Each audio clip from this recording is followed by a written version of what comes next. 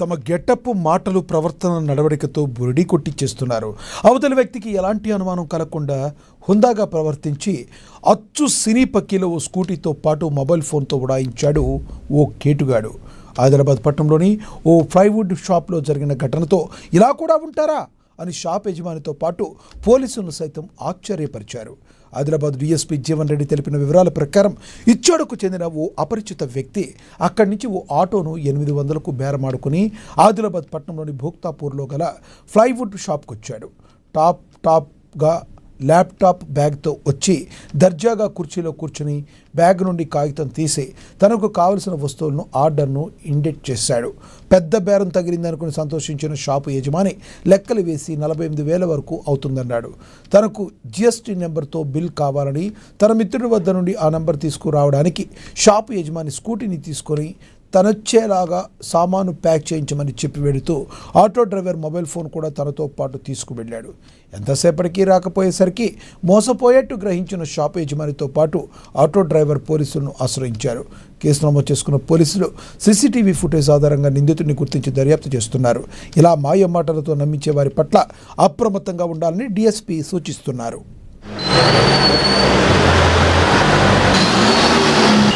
ఒక వ్యక్తి శివం plywood and hardware shop భుక్తాపూర్ వద్దకు వచ్చి ఆటోలో వచ్చాడు.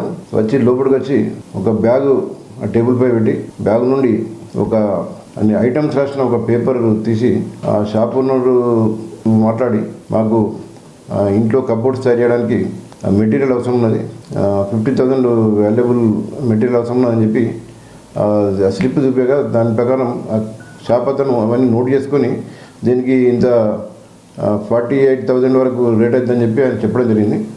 మెటీరియల్ కూడా అంతా ప్యాక్ చేయడం జరిగింది షాప్ అతను.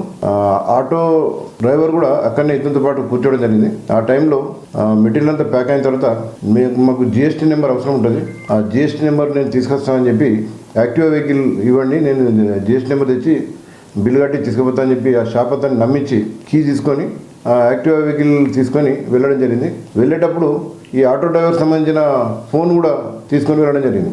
అయితే అతను జిఎస్టీ నెంబర్ తీసుకొని వస్తారని చెప్పి ఒకవైపు షాప్ అతను, ఇంకో అతను ఈ ఆటో డ్రైవర్ కూడా అతని ఫోన్ తీసుకొని పోయింది కాబట్టి వెయిట్ చేయడం 5 గంటల వరకు వెయిట్ చేయడం జరిగింది.